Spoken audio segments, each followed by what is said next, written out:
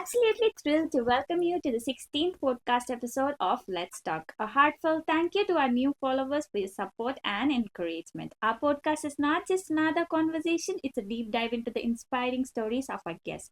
If you're here to aspire success in your career, you've come to the right place. Don't forget to follow and subscribe to our channel. Without further ado, let's get started. It's Let's Talk, and I'm your host, Aisha. Today with us, we have Ms. Chaitanya S, Director of Consulting Services and Experienced Business Operation and Project Management Leader. Welcome, ma'am, and thank you so much for joining Thank us. you. Pleasure is mine. Thank you. She brings deep expertise in operational excellence with proven results managing projects across US and Middle East, especially in the healthcare industry. She is known for a passion for leadership, customer delight, and people development. We are excited to her experience and stories that can inspire us all to lead with greater impact and discipline. So, to start off, ma'am, you started as a civil engineer. What led you to this transition into software? That's a that's a very very personal question that you have asked. I think with that it wraps up my entire career journey. So just through the campus recruitment, I'm a civil engineer by academics. So I studied civil engineering. So then through campus, I got into the civil world, real estate, where I started off as a project engineer, where I've dealt with big construction projects, retail, commercial, all of that. After certain time, I felt, what else is there, right? So I wanted to do something more challenging, and then that's when I started exploring. If there is something different that I can do and learn, and that's when software happened. So and I'm only glad that I made this switch. So I would also want to encourage people to take risks. A lot of times we often don't take risk, right? So we stick to a particular lane and then we think that is what we are supposed to do. Like if I've done civil, will I do better in software if I've done something else? So I think the one skill that stands out is being adaptable. So being adaptable is so important. You might have heard they say, stronger survive, smarter survive. But I feel the person who adapts survives and they go a long way. So risk taking is something that has helped me very, very much in my entire journey. And also, what I believe is if you don't take risk at all, that is the risk that you're taking in life. So that's the shift that I did, and I'm very glad that with the journey that the things changed. That was really an inspiring journey. So, books like The Toyota Way emphasize the process. What does process excellence mean to you personally? Okay. So process, like all of us know, right? It's a set of instructions that you follow to do the work consistently, better, cheaper, faster. Maybe I'll give you one example. Tomorrow you get bored with your hosting, and I get bored with my IT professional world. So both of us decide that let's open a pizzeria. We both have passion to bake wonderful pizzas. We make artisanal pizzas and stuff. We put our heart, soul into it, and we make pizza. But can we scale? Is the question, right? You and I make pizza, and we only make pizza here. What if we want to make pizza somewhere else? What if we want to, expand it? What if we want to scale it? So that's when the process comes into picture, where we both sit, we create a process so that this can be replicated elsewhere. So the Domino's, though we make nice pizzas, so we cannot scale like Domino's if there is no process. So having that process is the start for creating the excellence that we are talking about.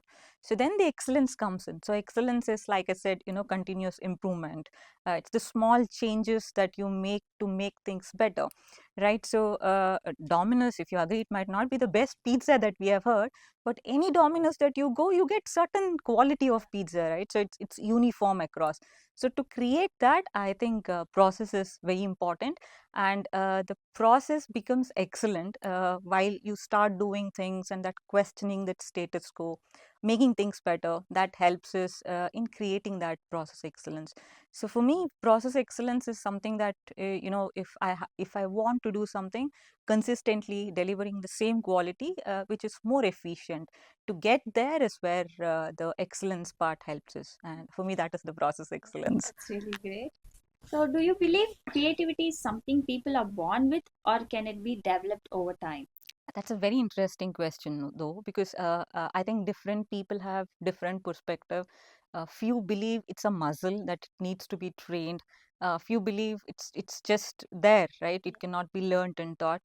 I personally feel, because I feel I've lived that journey where I feel creativity can be taught. It can be, you can learn the creativity, right? Maybe not disruptive. So in the morning session, I spoke about the three types of innovation that is there, right? So one is disruptive, which is like a breakthrough. The second one is incremental innovation. So questioning the status quo is what we call it. So if there is a work that we are working on something, how do we do it better every time until you find a place where you cannot do any better at all? So that is called as incremental innovation. So continuous improvement comes into picture. And the third one is serendipity. So it happens, you're doing something and happy coincidence, penicillin, you discover that. So I feel in the innovation world, being creative is a thought process where if you are intentional about it, if you think about how can I do a problem or how can I solve a problem differently, so that creative mindset comes in. So personally, I feel that it can be taught and we can learn from that. That's wonderful. So, what is one leadership lesson that has significantly shaped your career? Okay, rather I'll say three because it's very personal to me. So even with my team, I always emphasize on three C's. The last C got added up, so it's four C's though. The first is to challenge yourself. So the traditional wisdom says, you have not done this, you cannot do it. But I think that those are the places you have to say, I will do it. I'll find a way. So challenge yourself. Don't just stick to mundane kind of work. Aspire for higher roles, aspire for you to be a challenging person. The second thing is to contribute. So I truly believe that if you're called for a specific place, you have to go prepare. So the preparation, the contribution comes from the preparation that you do, right? A meeting that you're attending, anything for that matter, work related. So they've invited you because they want your inputs. So I always advise my team that as well. So commit to yourself, contribute to it. The third very important thing, I think, even for you in your career, is collaboration, right? So that building network, you need to have somebody who champions you.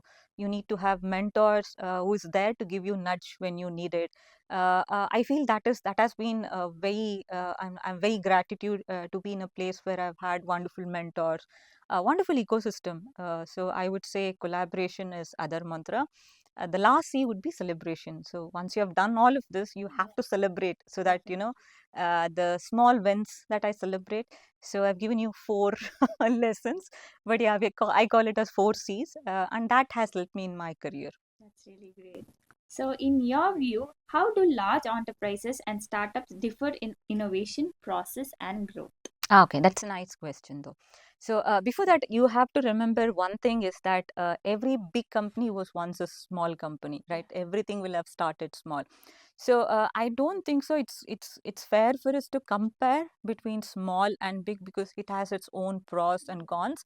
But small company, you can be agile. You can be nimble. So it's easy for you to change direction. It's easy for you to make any necessary changes as compared to the large companies, right? And then the vision is founder driven. Most of the small companies, the vision is founder driven, so there is clarity. So for startups, for example, they know exactly what they're doing, how they have to do. So all teams, it's easier. So in simple terms, I feel small companies scale through people. However, in the large companies, they scale through processes. So they scale through systems. And large companies have the ecosystem for innovation already created. So you have innovation labs, you have R&D funding taken into picture, then you have a streamlined process, so it's not very difficult for you to do it. On the other side, for the large companies, being agile is not that easy, because a lot of things comes into picture, right? The legacy that they have created, the revenue streams, all of that. I think more than the comparison, it's like, being in a big company, how do you think from a small company point of view? So Yeah, both of them have their own pros and cons, and they have to learn from each other, is what I feel. that's fantastic. So, finally, how do you see AI influencing process excellence and driving innovation in the future?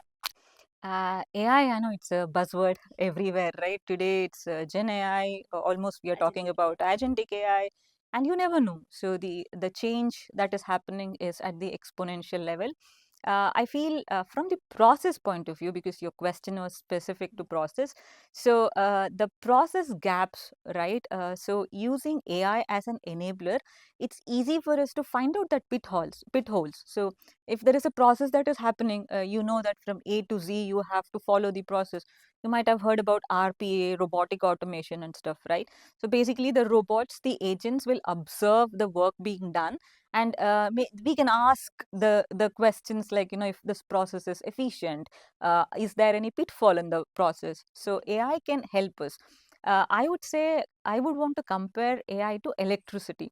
Electricity as such, it is good, it's good to have, but when the product comes into picture, like a mixer grinder, the elevator, or pump, imagine if there was no electricity, people used to do it, right? They used to grind it in that stone.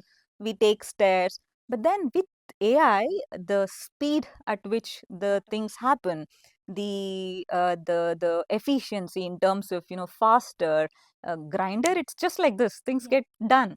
And then the efficiency that it creates, I feel AI is an enabler like electricity. So you will have to use AI wherever possible, use it as a catalyst.